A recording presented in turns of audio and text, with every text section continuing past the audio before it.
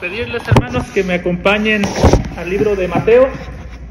Como ustedes recordarán, la semana pasada iniciamos una serie en el Evangelio de Mateo.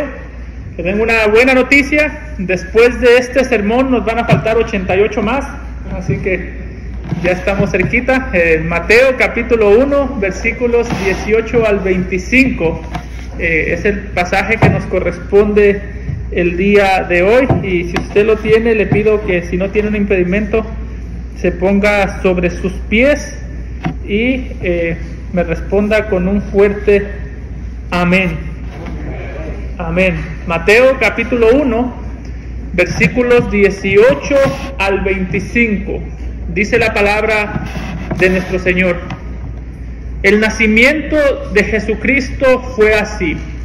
Estando desposada María su madre con José, antes que se juntasen, se halló que había concebido del Espíritu Santo. José su marido, como era justo y no quería infamarla, ella quiso dejarla secretamente. Versículo 20. Y pensando él en esto, he aquí un ángel del Señor le apareció en sueños y le dijo: José, hijo de David, no temas recibir a María tu mujer, porque lo que en ella es engendrado del Espíritu Santo es. Y dará a luz un hijo, y llamará a su nombre Jesús, porque él salvará a su pueblo de sus pecados. Todo esto aconteció para que se cumpliese lo dicho por el Señor por medio del profeta, cuando dijo: he aquí, una virgen concebirá y dará a luz un hijo, y llamarás su nombre Emmanuel, que traducido es Dios con nosotros. Y despertando José del sueño, hizo como el ángel del Señor le había mandado, y recibió a su mujer, pero no la conoció hasta que dio a luz a su hijo primogénito, y le puso por nombre Jesús. Amado Padre, te damos gracias por permitirnos tener este evangelio tan profundo. Reconocemos que es un libro que va más allá de lo que muchas veces las palabras pueden expresar, mucho más profundo de lo que nuestras mentes pueden entender. Pero Señor, te agradecemos porque podemos entender lo suficiente para saber que solamente en el Señor Jesucristo hay salvación. Te damos gracias, Padre, porque tú en tu amor y misericordia un día no solamente, Señor, viste cómo la humanidad caía en pecado, sino que un día también, Señor, tú mandaste al Salvador para salvar a aquellos que nos rebelamos en contra de ti. Te pido, Señor, que nos ayudes a entender este pasaje, que nos ayudes a ver la importancia del nacimiento de nuestro Salvador, y al mismo tiempo, Señor, te pedimos para que si hay alguien aquí que no conoce a este Salvador que nació, que vivió y murió y resucitó, Padre, que el día de hoy pueda conocerlo a través de la fe. Te lo rogamos en Cristo Jesús. Amén. ¿Pueden tomar asiento?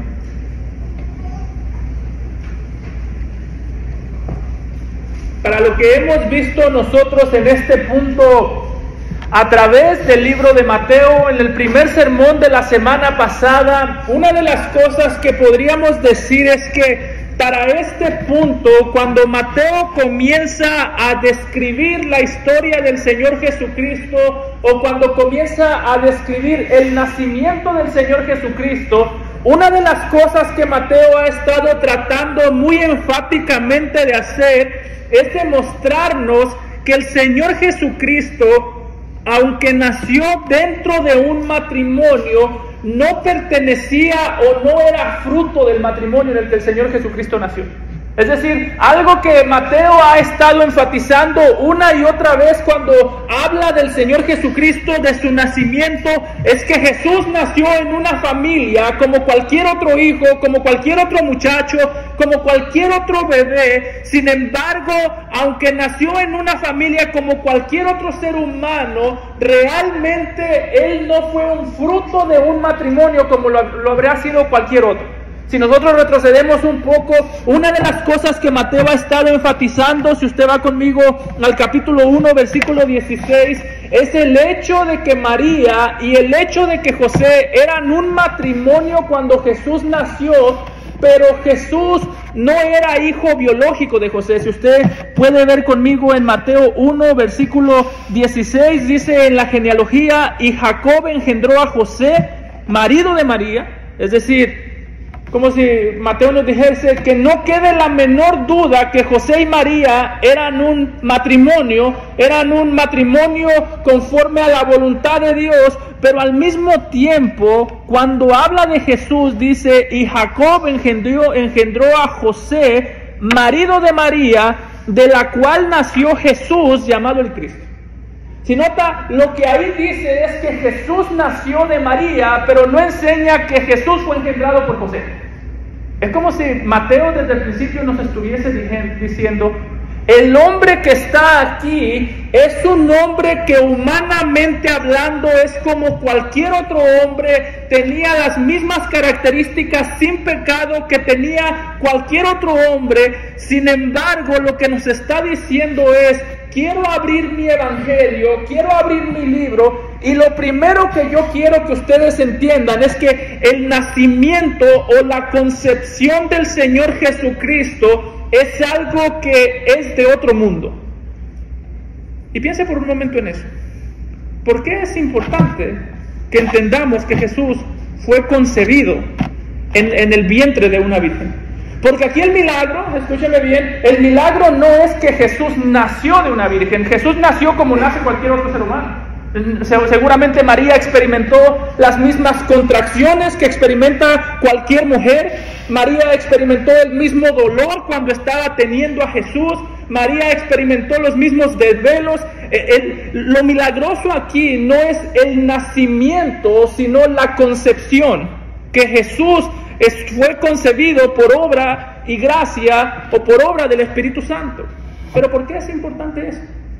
¿Por qué es importante entender que el nacimiento la concepción del Señor Jesucristo fue algo milagroso, algo que solamente Dios pudo haber hecho? Y recordemos, hermanos, para esto, que Mateo está escribiendo este evangelio para judíos. Un comentarista dice que si el libro de Mateo está tan lleno de Antiguo Testamento, dice que Mateo era un hombre tan lleno del Antiguo Testamento que si usted le cortaba un brazo él no sangraba, a él le salía Antiguo Testamento. ¿Por qué Mateo quiere empezar su evangelio diciéndonos, este es una concepción totalmente fuera de lo común, sobrenatural? Y escúchenme bien porque esto es muy importante. La razón por la que Mateo quiere que nosotros veamos que Jesús fue concebido de una manera milagrosa es porque para los judíos, cada vez que Dios hacía el milagro de traer vida a un líder de una manera milagrosa, siempre eso representaba el comienzo de algo nuevo. Pensémoslo de esta manera: ¿cómo nacieron los líderes de Israel? ¿Cómo nació Isaac? ¿Cómo nació Jacob? ¿Cómo nacieron estos líderes? Si nosotros vamos a lugares como Génesis 18:10, algo que vamos a notar es que cuando Dios trajo al mundo a los líderes de Israel, a personas como Isaac, el hijo de Abraham, lo primero que deja en claro es que Isaac nacería de una manera milagrosa. Dijo el Señor a Abraham en Génesis 18:10, de cierto volveré a ti. Esto es Dios hablando. Dice, y según el tiempo de la vida, he aquí, Sara, tu mujer, tendrá un hijo. Está diciendo, tu mujer es estéril, pero yo voy a hacer que milagrosamente tenga un hijo. Tu mujer es anciana, tu mujer ya está casi más muerta que viva, pero yo voy a hacer que milagrosamente ella tenga un hijo. Y es exactamente lo que está pasando aquí, pero al contrario. En el caso de Isaac, Dios dijo, yo milagrosamente voy a hacer que venga un hijo. Yo milagrosamente voy a hacer que Isaac pueda nacer de una mujer que es estéril. En el caso de Jesús dijo, yo milagrosamente voy a hacer que Jesús nazca no de un estéril, sino de una virgen. Pero ¿qué tienen en común estos dos nacimientos? Ambos son el comienzo de algo nuevo. En el caso de Isaac y en el caso de Jacob, nacieron de manera milagrosa y eso le dio el comienzo a la nación de Israel como pueblo de Dios. En el caso de Jesús, nació de manera milagrosa y Mateo nos está diciendo, este nacimiento es milagroso principalmente porque este es el comienzo de algo nuevo. Y déjenme ser claro aquí, porque hay gente que dice que cuando vemos aquí a Dios haciendo estas cosas nuevas, dicen, no, es que aquí lo que nos enseña la Biblia es que Dios es un Dios de segundas oportunidades. Que como la primera creación se dañó, ahora tenemos una segunda oportunidad y por eso Dios es un Dios de segundas oportunidades. Pero hermano, la próxima vez que usted escuche que Dios es un Dios de segundas oportunidades, no haga caso. ¿Qué pasaría si Dios solamente fuera un Dios de segundas oportunidades? Ok, fallé una, me da otra oportunidad. ¿Sabe qué va a pasar en esa oportunidad? Va a fallar otra vez. Y me da una tercera. ¿Y qué va a pasar en la tercera? Va a fallar otra vez. Eso es lo que hemos visto. Dios levantó a Adán, pecó. Levantó a Noé, pecó. Levantó a Abraham, pecó. Todas estas fueron oportunidades dadas y oportunidades despreciadas. El punto aquí no es que Cristo o que Dios nos está dando una segunda oportunidad. No es una nueva oportunidad lo que tú necesitas. Lo que tú y yo necesitábamos no era que se nos dieran más oportunidades, sino que se nos diese una nueva naturaleza, un nuevo corazón. Si tú estás aquí, déjame decir esto desde el principio, y tú no has creído en Cristo, tú no necesitas otra oportunidad. Necesito otra oportunidad para ser mejor papá. No es lo principal que necesitas. Una nueva oportunidad para ser mejor hijo, tampoco es lo que necesitas. El punto aquí no es que necesitábamos más oportunidades, es que necesitábamos una nueva creación, de modo que si alguno está en Cristo, no dice nuevas oportunidades tiene, nueva criatura es, las cosas viejas pasaron, he aquí todas son hechas nuevas. Dice Pablo, dice Mateo aquí, el principio de vivir una nueva vida no es una nueva oportunidad, sino tener un verdadero Salvador. Y es la historia que Mateo nos quiere contar. La historia que Mateo nos quiere contar no es de alguien que nos va a dar otra oportunidad nueva. Es de alguien que nos tiene que dar una nueva vida. No es de alguien que nos va a arreglar el corazón. Es de alguien que nos tiene que quitar el corazón para darnos algo nuevo. Está diciendo aquí Mateo, cualquier nuevo comienzo que se necesite tiene que pasar primero por el Señor Jesucristo. ¿Quieres ser nuevo? Tienes que pasar por Cristo. Y note que aquí el énfasis es tan enfático en cuanto a la manera en la que esto es un nuevo comienzo para el pueblo de Dios, que si usted nota en el versículo 18, cuando Mateo está hablando, dice en el versículo 18, el nacimiento de Jesucristo fue así. Estando desposada María, su madre, con José, antes que se juntasen, se halló que había concebido del Espíritu Santo. Con tan solo este versículo, Mateo ya ha hecho mucha referencia al Antiguo Testamento. Como digo, una y otra vez me va a escuchar hablar del Antiguo Testamento, pero así lo escribió Mateo. Con tan solo este versículo, Mateo ya nos está diciendo, vean al Señor Jesucristo como un nuevo inicio que era necesario. Es interesante que cuando empieza hablando del nacimiento, la palabra nacimiento en griego literalmente es Génesis. El Génesis, está diciendo Mateo, el Génesis de Jesucristo fue así. Lo que está diciendo en este pasaje Mateo es el nuevo comienzo de la creación. La nueva creación comienza con esta persona, no solamente cuando estuvo en la cruz, sino desde que estuvo en el vientre de María. El nuevo comienzo no comienza contigo, conmigo. Viene ya el tiempo de Año Nuevo. ¿Y qué es lo que hacemos en Año Nuevo? Voy a iniciar de nuevo. Para fracasar, de nuevo. ¿Cuántos de nosotros no hicimos el año 2024 metas? ¿Y dónde están esas metas? Yo espero que haya cumplido por lo menos una. Pero lo que está diciendo Mateo es el nuevo comienzo, el Génesis, empieza en la persona de Cristo, en saber quién es el Señor Jesucristo. Y lo interesante que aquí Mateo haga tanto énfasis en el libro de Génesis es porque es como si nos estuviese diciendo, aquí vemos la historia contada al revés. En el libro de Génesis vemos la historia de Adán, el hombre que obró, el hombre que nos sacó de la presencia de Dios. En el libro de Mateo vemos el Génesis, la historia de Cristo, el hombre que nos trae de vuelta a la presencia de Dios. Por eso algo que mencionaba la semana pasada y que creo que es importante que recordemos es que el punto de Mateo aquí no es que nosotros veamos a Jesús como un ejemplo digno de ser imitado. Ese es el punto de las falsas religiones. Jesús es el ejemplo, síguelo y llegarás al cielo. Piénselo por un momento, hermano. Imagínese que la Biblia sí se tratase de eso. Jesús es el ejemplo perfecto, síguelo y llegarás al cielo. ¿Qué tiene de buena noticia eso?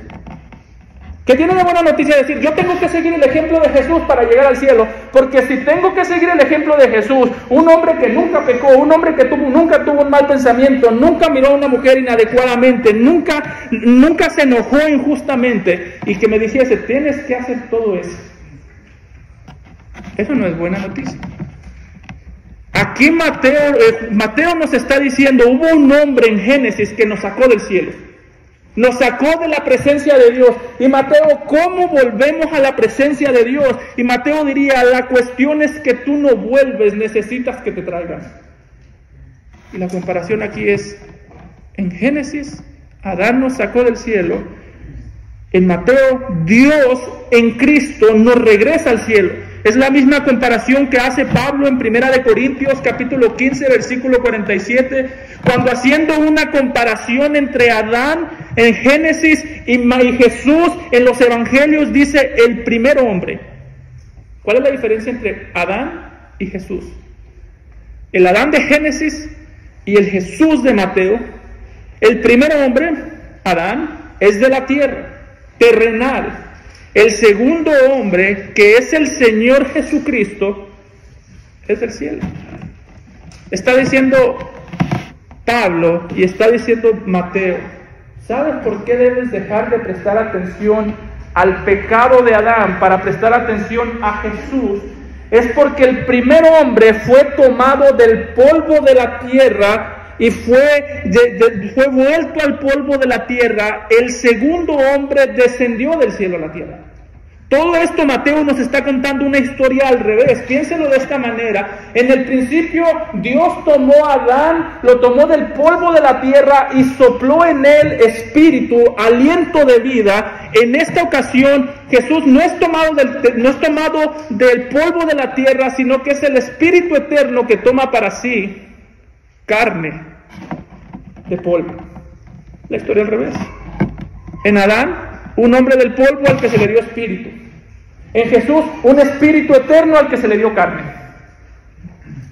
Por eso, una de las cosas que vamos a ver a lo largo del libro de Mateo, esta es la teología de Mateo.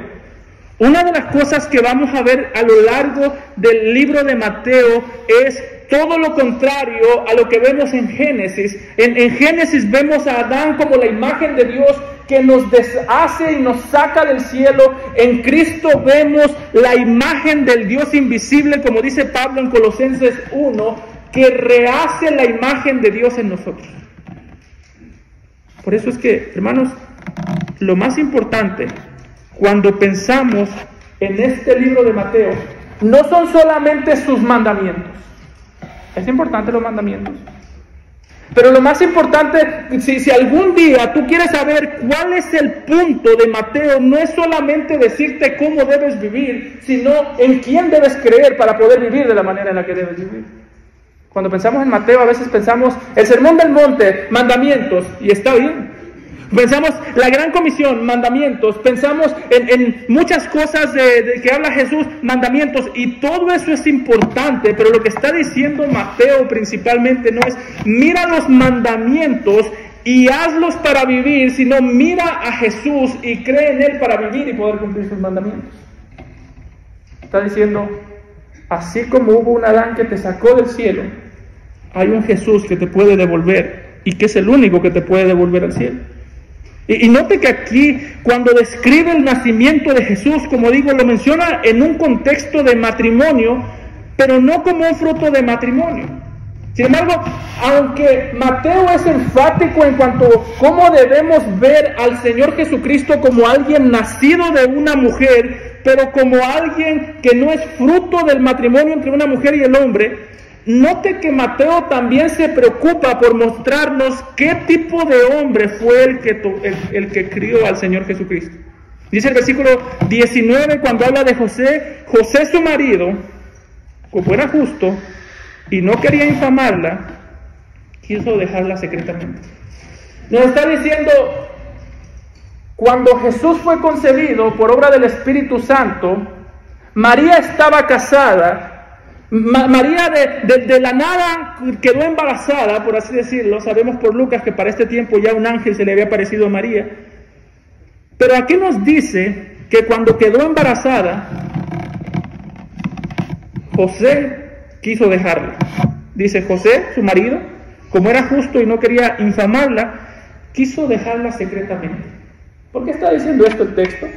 Es interesante, pero pongámonos un momento en los zapatos de José. El hecho que aquí el texto nos diga que María estaba desposada con José es importante porque en aquel tiempo estar desposados no era lo mismo que estar casados. Estar desposados era como más o menos a lo que nosotros el día de hoy pensaríamos como estar comprometidos. Es decir, María y José estaban comprometidos. ¿Y por qué la quería dejar José? Porque en el tiempo que estaban comprometidos, dice que salió o se dio cuenta que María estaba embarazada. Imagínese usted el shock que le puede dar a un joven que está comprometido con una mujer, que nunca han tenido intimidad sexual y de pronto dice, estoy embarazada. El punto aquí es que la razón por la que dice que José quería dejarla es precisamente porque en aquel tiempo la única manera en la que una mujer comprometida quedaba embarazada antes del matrimonio era si esa mujer había engañado a su prometido. Y la respuesta de José es bastante justa, dice Mateo. Piénselo de una manera, hermano. En aquel tiempo, el solo hecho de saber que María estaba embarazada la hacía digna de muerte. Dice Deuteronomio 22:23 que una mujer que estuviese desposada con un hombre, si salía embarazada, dice, la tal debe morir. Así que, humanamente hablando, José tenía todos los elementos para pensar que María lo estaba engañando. José tenía todos los elementos para pensar que su esposa o su prometida había caído en adulterio con otro hombre. Tenía todos los elementos para difamarla, todos los elementos para llenarla de vergüenza, en algunos contextos inclusive para matarla. Y la razón por la que dice que José era justo es precisamente porque José, aun cuando estuvo en medio de esta confusión, aun cuando pudo haber pensado que su esposa lo engañaba, lejos de tratarla con juicio, la trató con misericordia. Juicio hubiese sido, me engañaste, yo hago todo lo posible para que te maten. Juicio hubiese sido, me trataste mal, yo hago todo lo posible para tratarte peor. Pero la justicia de la que aquí habla Mateo, la justicia que dio a conocer en este pasaje José, fue una justicia en la que él trató con misericordia a una mujer que pudo haber tratado con juicio.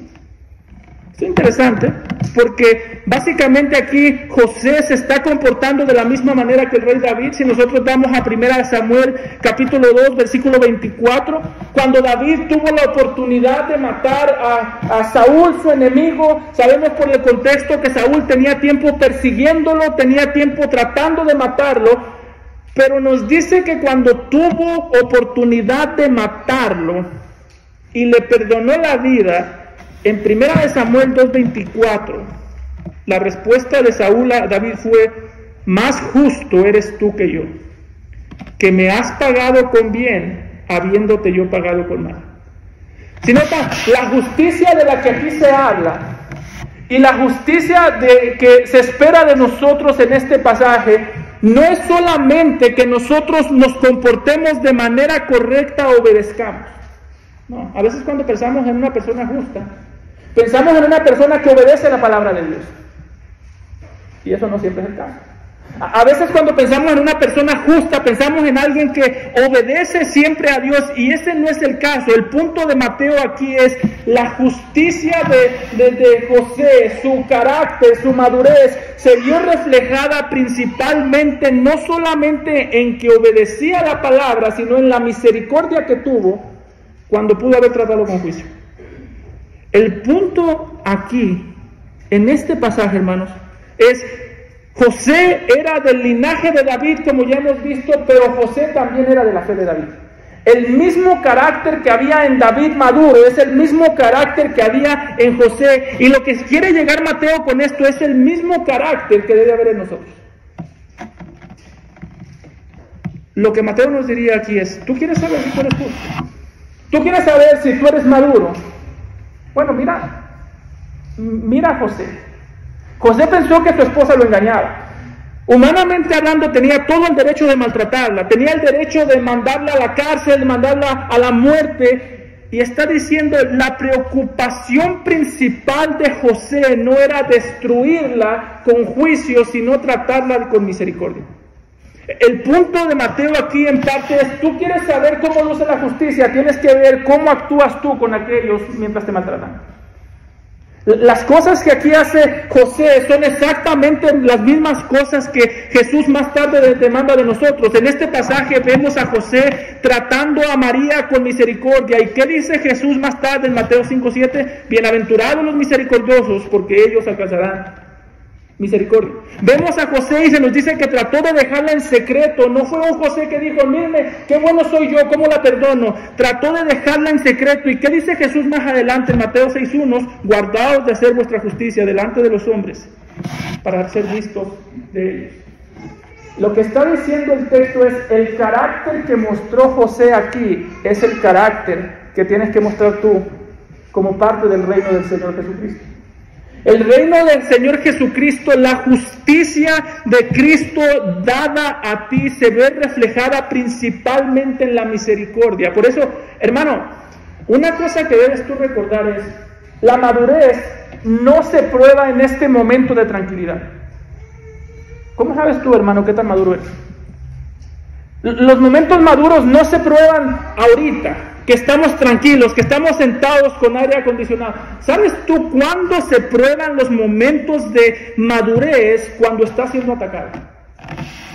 La razón por la que de alguna manera Dios permite que seas atacado, de alguna manera sufrimos muchos tipos de injusticias, es porque la manera en la que tú y yo reaccionamos a la injusticia dice de qué tan maduro y maduro es nuestro corazón. Otra vez, José aquí pudo haber reaccionado muy mal y haber dicho, voy a destruir a María. Ella va a saber con quién se metió. Pero el punto de Mateo es, ¿tú quieres saber qué tan maduro es un hombre? Míralo cuando está bajo ataque. Míralo cuando hay desacuerdos, míralo cuando lo están atacando, míralo cuando está sufriendo, y en ese momento, en el momento del sufrimiento, sale lo que realmente hay en nosotros. Por eso es una excusa, hermanos, de decir, es que me llevaron a mi límite. ¿Usted cree que a José no lo llevaron a su límite? ¿No cree que José estaba desesperado diciendo, ¿cómo es posible que me engañó mi esposa? Es que me llevaron a mi límite. Hermano, cuando tú estás en tu límite, ahí es donde tú sabes cuánto has crecido. O es que me desesperaron y cuando me desespero yo ya no aguanto. ¿Tú crees que José no estaba desesperado? En el caso de David, cuando le perdonó la vida a Saúl, ¿tú no crees que David estaba ya desesperado, ya harto de ser perseguido injustamente? Estaban cansados. Pero el punto es, en el momento que a mí tú me llevas a mi límite, en ese momento es donde sale lo que realmente hay en el corazón, lo que realmente yo he crecido. Por eso no existe tal cosa como un pecado excusable porque me llevaron al límite, porque perdí la paciencia. ¿Alguna vez hemos dicho eso? Es que yo ya pierdo la paciencia y ya. Cuando tú sientes que estás perdiendo la paciencia, es cuando empieza la paciencia. Porque la paciencia es la capacidad de aguantar más allá de lo que humanamente aguantaríamos. Cuando tú sientes que ya estás harto, que ya estás listo para golpear de regreso, ahí empieza la paciencia. Antes no. A veces cuando escuchamos ruido. Escucho un niño, lo aguanto. Escucho dos, los aguanto. Pero pastor, ya 10. Entonces ahí empieza tu paciencia. Si no logras aguantar esos 10, es que nunca fuiste paciente. O no, es que hay momentos en el que yo ya estoy cansado. Muchas veces usamos estas mentiras que decimos. ¿Cuántas veces no hemos dicho cuando vamos a nuestra casa? Yo venía con la intención de no pelear, pero llegué aquí y me hicieron pelear. ¿Alguna vez usted ha dicho eso? Es que yo venía con la intención, en mi corazón estaba la intención de yo no pelear hoy. Pero tú, hermano, lo que se propone en el corazón con convicción no se arranca por las circunstancias. Si te lo arrancaron es porque nunca te lo propusiste. ¿Qué fue lo que nos dice Daniel de Daniel? Y Daniel propuso en su corazón no contaminarse con la comida del rey. ¿Y qué pasó después? Le ofrecieron montones de comida, pero como él propuso en su corazón no contaminarse, ser fiel, ser maduro, no hubo poder sobre la tierra que lo pudiese convencer. Así que lo primero que debemos ver, hermano, es que nuestra falta de misericordia muchas veces no es porque nos empujan, es porque no nos gusta la misericordia. Si yo soy honesto, a mí me gusta recibir misericordia, pero no me gusta dar misericordia. A mí me gusta que me perdonen la cachetada, pero me gusta darla. Y esa es la historia del ser humano. Lo que estamos viendo aquí es el carácter justo, ejemplar de José se vio más claro en el momento más difícil de su vida. En el momento en el que más sufría, en el momento en el que más confundido estaba. Y no me malentiendan, no estoy diciendo que esto sea tarea fácil, no estoy diciendo que nosotros como cristianos somos de palo. Si usted me ofende, me va a doler. Si usted me grita, me voy a ofender. Si usted me lastima y me pega, me va a doler, voy a sangrar. Pero lo que estoy diciendo aquí es, no dude usted que en esos momentos José estaba pensativo. José estaba desesperado, estaba frustrado. Sin embargo, en el momento de actuar fue la misericordia lo que lo guió, no los sentimientos. No importó cómo se sentía, importó lo que creía. Por eso, hermano, una pregunta. Cuando tú chocas con tu esposa o tu esposo, ¿qué es lo que te mueve? ¿Lo que tú sientes o lo que tú sabes? Porque en el momento que chocas, ahí se prueba que tú crees. O no, es que la gracia de Dios es maravillosa. Ok, cuando chocas con tu esposa, ¿muestras gracia? ¿O siempre es el juicio? No, es que el amor de Dios es muy grande, más allá de nuestro entendimiento. Ok, pero lo poco que entiendes, cuando chocas con tu esposo o mujer, ¿cómo respondes? Lo que hacemos en momentos de crisis es lo que creemos, ni más ni menos.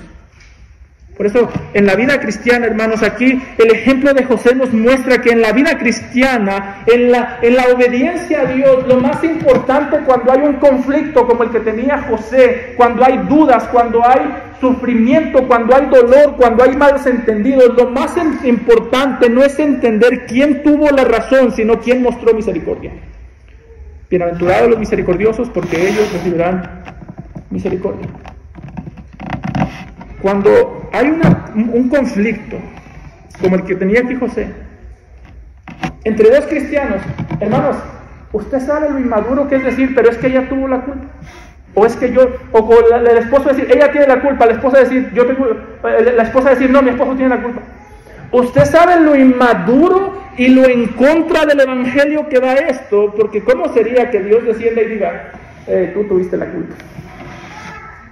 Ante él calla toda boca, dice Pablo. Por eso, en el momento que hay conflicto entre cristianos, lo importante no es quién tuvo la culpa, sino quién dio misericordia. Quién empezó el problema no importa, termina quién lo termina con misericordia. Quién actuó con maldad no es lo más importante, quién actuó con misericordia, porque dice Santiago, la misericordia triunfa sobre el juicio. Así que, hermanos, lo primero que nos dice Mateo es, hubo un hombre justo y su justicia se vio reflejada en su misericordia hacia su mujer. Una vez más, reflejó el carácter del Sermón del Monte.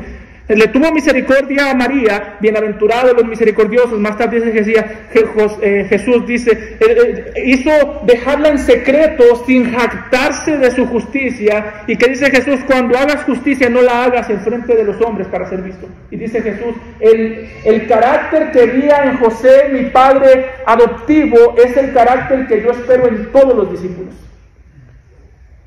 Es como si eso nos estuviera diciendo José. No te sorprenda que José perdonó o que José trató con misericordia a María cuando pensó que la estaba engañando. Lo que está diciendo Jesús es, no te sorprenda que José tuvo misericordia a su mujer cuando posiblemente lo engañó. No, porque eso es lo que yo espero de ti. Y déjeme aquí hacer una aclaración. La misericordia se da, no se exige. Porque yo sé lo que pueda estar pensando aquí una mujer. Pastor, si usted supiera la falta de misericordia que tiene mi esposa. No, entender el mensaje no es entender mi esposo tiene que ser más misericordioso, es entender yo tengo que ser más misericordioso. Uy, pastor, mi esposa, usted no sabe la falta de misericordia. No, pero sé la falta de misericordia en ti y en mí. Lo que quiero decir, mi problema más grande, hermanos, no es que estoy rodeado de gente sin misericordia. Mi problema más grande es que yo soy una persona sin misericordia. Y note que aquí el texto nos muestra a José pensando y nos muestra el carácter de un hombre justo, de un hombre agradable ante los ojos de Dios. Y una característica de José, nos dice en el versículo 20, en los primeros versículos, es que José estaba esforzado a derramar misericordia sobre María. Nos dice en el versículo 20, y pensando. Esa palabra pensando nos da la idea de alguien que se detiene a considerar algo detenidamente. Como cuando usted no puede dormir, que nos pasó un problema en el trabajo y no puede dormir. Bueno, así estaba José. No podía pensar, dice, y pensando él en esto. ¿Y qué estaba pensando? Por el contexto, estaba pensando en maneras de tener más misericordia para con su esposa. Cuando tenía derecho de castigarla. Cuando tenía derecho de reclamarle, de maltratarla. Y lo que aquí nos muestra, hermanos, es, este carácter de José no salió de la noche a la mañana. ¿Sabes tú cómo se volvió misericordioso? Pensando en maneras de ser misericordioso. ¿Cuándo fue la última vez que tú perdiste el sueño diciendo, oh, de verdad que yo no tengo tanta misericordia como debería? De verdad que yo trato muy duro a mis hijos, muy falto de misericordia a mi esposa, muy falto de misericordia a mis hermanos. El problema nuestro es que lo que nos quita el sueño es maneras de vengarnos y no maneras de ser misericordiosos. ¿Alguna vez tú has perdido el sueño, no porque ves el pecado en otros, sino porque ves tu falta de misericordia?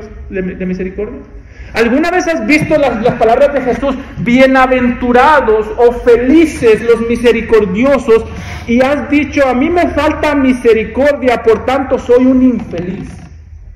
Porque está diciendo Jesús en esa bienaventuranza, la falta de misericordia es la fuente principal de la amargura. Si feliz es dar misericordia, entonces infelicidad es no ser misericordioso. Por eso es que las personas rencorosas tienden a ser las más amargadas.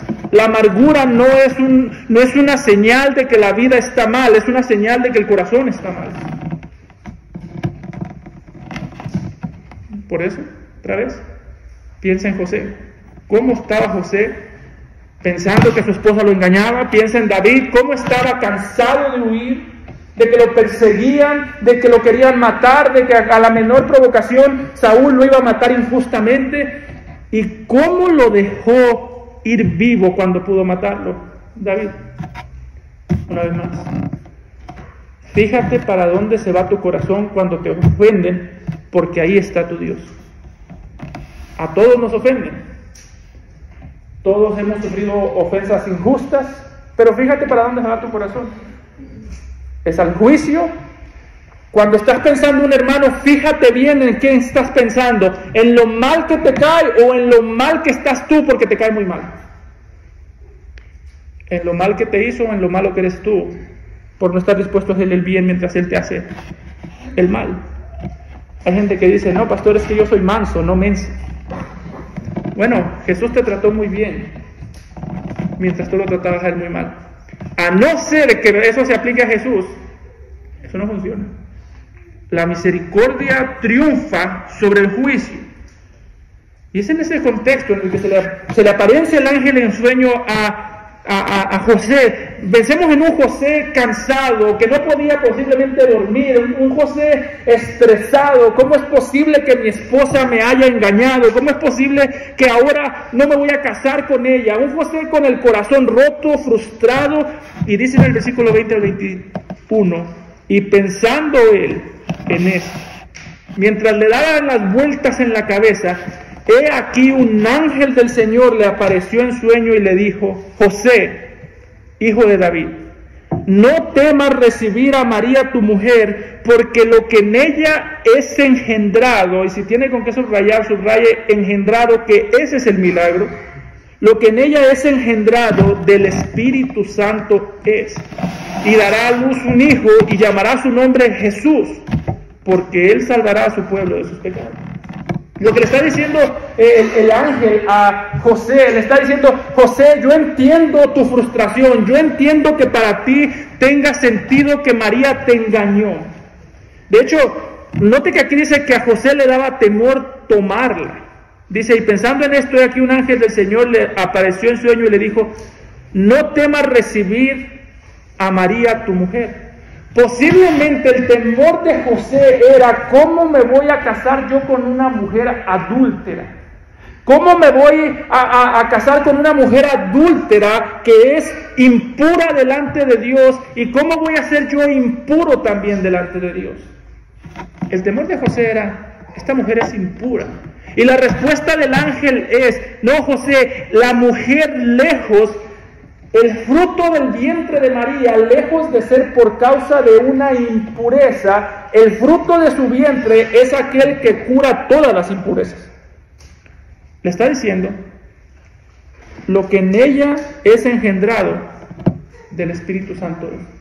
No es el fruto de la impureza, es el que limpia las impurezas.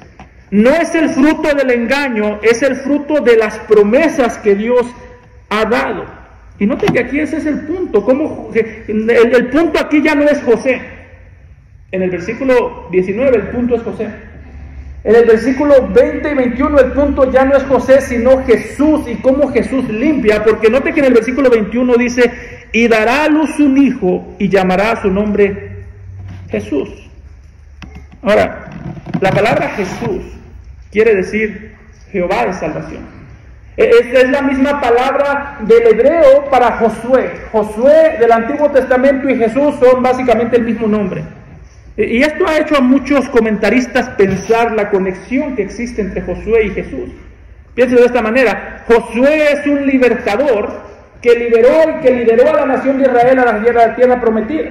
De hecho, el autor de Hebreos dice en Hebreos capítulo 4, versículos del 8 al 11, que así como Josué es un libertador que llevó a la nación de Israel a la tierra prometida a traer descanso, Jesús es un libertador mucho más grande que trae un descanso mayor. Sin embargo, ese no es solamente el punto. ¿Es Jesús un libertador más grande que Josué? Sí. Pero es el punto que nos quiere mostrar aquí Mateo diciendo que llamaría a su nombre Jesús. No. El punto, lo que está haciendo Mateo aquí es presentar a Dios como el que está naciendo de una mujer para salvar. Piensen lo irónico de este pasaje, ¿no? Al principio iniciamos leyendo Génesis 18. En Génesis 18 es Dios el que desciende para comunicar el nacimiento milagroso de Isaac. En Mateo 1 es un ángel el que desciende para comunicar el nacimiento milagroso de Dios. Dios naciendo de una mujer. El punto aquí, la razón por la que dice que se llamará Jesús, Jehová es salvación, porque está citando lugares como Salmo 103, versículos 7 al 8, cuando le dijo el salmista: espera Israel a Jehová. Note cuál es la palabra: espera Israel a Jehová, porque en Jehová hay misericordia y abundante redención con él, y él redimirá a Israel de todos sus pecados. El punto es: Ya no necesitamos que Dios mande un libertador, porque ahora Dios es el libertador. Ya no necesitamos que Dios mande a un Josué que nos venga a guiar, porque ahora Dios es el libertador que guía, trayendo salvación a través de su pueblo. Espera Israel a Jehová, porque en Jehová hay misericordia. Y lo que está diciendo Mateo, ya llegó Jehová. Jehová, el Hijo de Dios. Que dicho sea de paso, Jehová no es el nombre de Dios el Padre. Jehová es el nombre del Dios del pacto. Eso incluye Jehová el Padre, Jehová el Hijo y Jehová el Espíritu Santo. Y lo que aquí nos presenta es Jehová, el Dios que esperábamos. Ya no está mandando más salvadores, está viniendo como el Salvador. Por eso dice, y Él redimirá a Israel de todos sus pecados. Y Mateo dice, y Él salvará a su pueblo de sus pecados. Note aquí la obra de la Trinidad. Nos dice Mateo que fue el Espíritu Santo el que obró para poner a Jesús en el vientre de María. Lo que ha concebido del Espíritu Santo es, dice Mateo. Fue el Espíritu Santo el que obró para poner a Jesús en el vientre de María. Y es el Espíritu Santo el que obra para abrir nuestros ojos, para presentarnos al Jesús que nació de María. Dice Pablo en 1 Corintios 12:3, nadie puede llamar a Jesús Señor sino por el Espíritu Santo. ¿Sí nota? El Espíritu Santo hizo a Jesús nacer del vientre virgen de María. Y el Espíritu Santo nos hace a nosotros nacer al entender quién es ese Jesús que nació. Por eso, hermanos, cuando pensamos en nuestro trabajo como aquellos que proclaman al Señor Jesucristo, no es convertir, sino predicar. Dice Pablo, nadie puede llamar a Jesús Señor. Si ese versículo terminara ahí, sería el versículo más horrible del mundo. Está diciendo el apóstol Pablo, todo el mundo puede saber de Jesús, pero nadie lo puede conocer. La gente sabe de Jesús, sí. La gente sabe que Jesús nació también. La gente sabe que Jesús murió también. ¿Y qué significa para la gente? Nada. Porque dice Pablo, nadie puede llamar a Jesús Señor sino por el Espíritu Santo. El mismo Espíritu que obró milagrosamente para que Jesús fuese concebido de una virgen, es el mismo Espíritu que obra milagrosamente para que nosotros pudiésemos ver la luz en la faz de Jesucristo. Dice Pablo que el mismo Dios que en el principio dijo, sea la luz, dice Pablo en 2 Corintios 4, es el mismo Dios que iluminó la gloria de Dios en la faz de Jesucristo, es el mismo Dios que el mismo Espíritu que nos permitió ver a Cristo. Por eso, nuestro trabajo es predicar y esperar. Por eso nuestro trabajo cuando se trata de presentar a Cristo es predicar y nunca manipular. Manipular a la gente para que conozca a Cristo es como pensar que yo puedo manipular a Dios para que salve a alguien. Como pensar que yo puedo manipular a Dios para que Jesús hubiese nacido de una virgen. Y aquí Mateo nos muestra, le está diciendo a José, José, este Salvador es obra del Espíritu. Y note que es todo lo que tenemos que saber, porque ¿cómo fue eso? ¿Cómo sucedió? ¿Quién sabe? ¿Cómo fue que el Espíritu Santo puso al Señor Jesucristo en ese lugar? ¿Cómo fue que fueron formándose sus huesos? ¿Cómo fue que María quedó embarazada de un momento a otro? ¿Quién sabe? Lo que sabemos es el mismo Espíritu Santo que obró en el vientre de María, es el mismo Espíritu Santo que ahora obra en los ojos de los incrédulos para que ese Salvador resplandezca glorioso. María milagrosamente concibió del Espíritu Santo. Nosotros milagrosamente abrimos nuestros ojos y note cómo dice, ¿para qué hizo todo esto el Espíritu Santo? ¿Para qué hizo todo esto el Espíritu Santo? Dice en el versículo 22 y 23, todo esto aconteció para que se cumpliese lo dicho por el Señor por medio del profeta cuando dijo, he aquí, una virgen concebirá y dará a luz un hijo y llamará su nombre Emmanuel, que traducido es Dios con nosotros. está citando Mateo una vez más el Antiguo Testamento y dice, recuerden la profecía de Isaías 7:14. Y lo interesante de la profecía de Isaías 7:14, cuando dice, he aquí una virgen concebirá y dará a luz un hijo y llamará su nombre Emmanuel. Lo interesante de esta profecía es que esa es una profecía con un doble cumplimiento. Para nosotros, cuando leemos Isaías 7:14, pensamos que está hablando solamente de Jesús, y está hablando por última instancia de Jesús. Sin embargo, cuando nosotros leemos Isaías, cuando Isaías dijo la virgen concebirá a un hijo, las primeras veces que se utilizaron esas palabras no fueron solo para Jesús, sino para hijos que Isaías tuvo. Si usted ve Isaías 8:3, Isaías habla de que, dice, yo me llegué a la profetisa y el Señor nos dio un hijo y ese hijo era una señal. Luego tuvo otro hijo y ese otro hijo era una señal. Lo que estaba diciendo Isaías, y presten mucha atención porque esto es la parte más compleja de este versículo. En el tiempo de Isaías, los hijos de Isaías eran señales de la obra que Dios iba a hacer en su tiempo. Dios le dio un hijo a Isaías y ese hijo representaba el juicio de Dios. Dios le dio otro hijo a Isaías y ese hijo representaba el juicio y la salvación de Dios para con su pueblo. En aquel tiempo, cuando Dios le dio estos hijos a Isaías, estos hijos representaban la salvación que Dios iba a traer a su pueblo por medio de un ejército. Le dio 2 hijos y estos hijos representaban cómo Dios iba a castigar al pueblo y cómo Dios después iba a salvar al pueblo a través de un ejército. Y lo que está diciendo aquí Mateo es, la razón por la que esto es más grande es porque ya Dios no manda ejércitos a salvar, sino que ahora Dios ha descendido para él salvar. Ahora Dios no manda juicios a su pueblo para destruirlos como en el pasado, sino que Dios manda juicios sobre sí mismo para destruirse en lugar de su pueblo en la cruz del Calvario. Por eso, hermano, ¿sabes tú cuál es el lugar más seguro mientras vivimos en este mundo? El pueblo de Dios. El pueblo de Dios es el único lugar donde yo puedo decir, estoy libre del juicio de Dios. Y aquí no me refiero a venir a la iglesia, porque usted puede venir a la iglesia y caer de las bancas al infierno.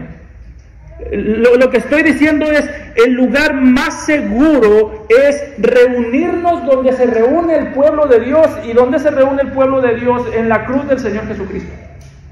En ese lugar vemos el pueblo, vemos el juicio contra el pueblo y vemos la misericordia para el pueblo y vemos a Dios con el pueblo.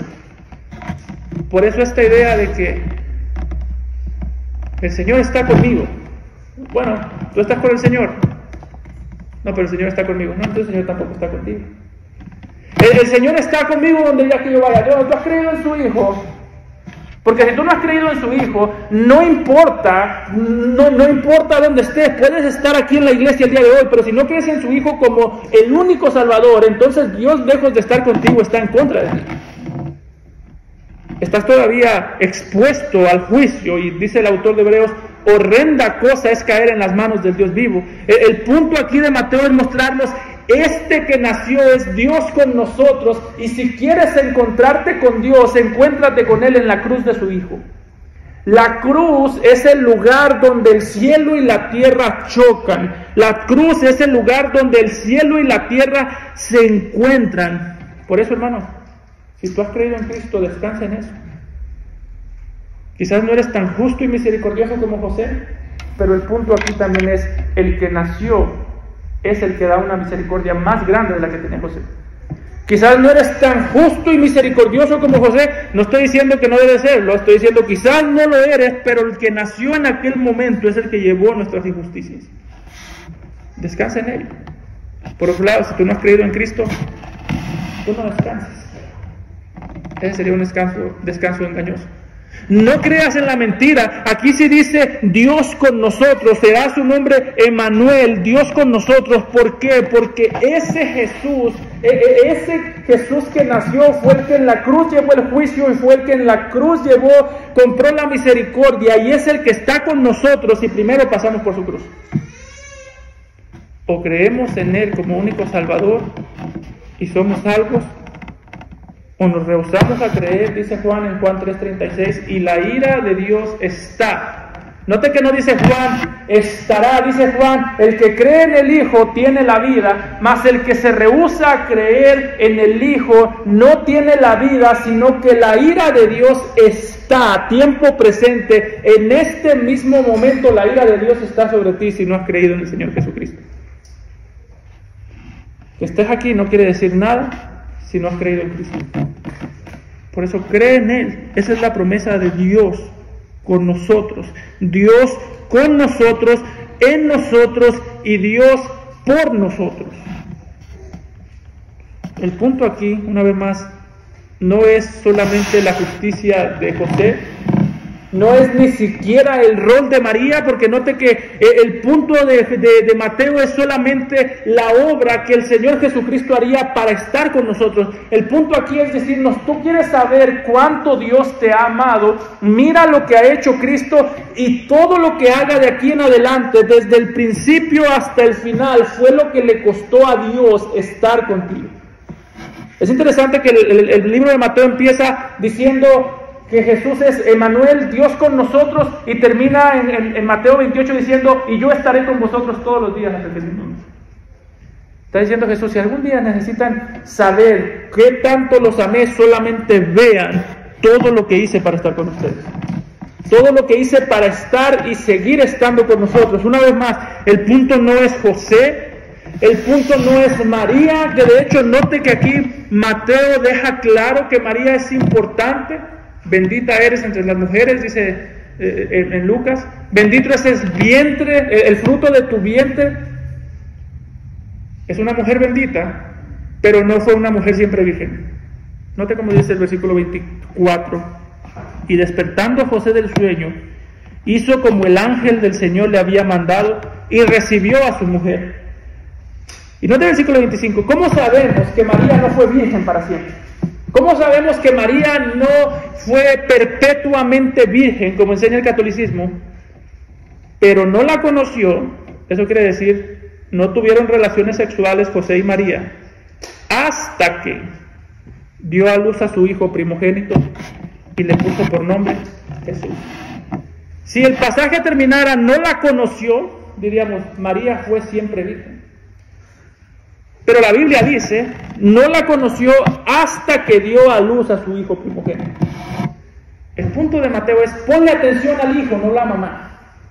La mamá es importante, bendita entre todas las mujeres. La mamá es sumamente importante, la podemos honrar en el sentido de dar gracias a Dios por una sierva tan ejemplar como lo fue ella. Pero dice Mateo, ponle atención al hijo. Por eso, ¿dónde estás tú en relación con el Hijo? Porque o el Hijo es el Salvador que te quita la ira, o el Hijo es el que derrama su ira sobre ti. Cree en Él hoy y serás salvo. Vamos a orar. Padre, te damos gracias, Señor, por este tiempo, por tu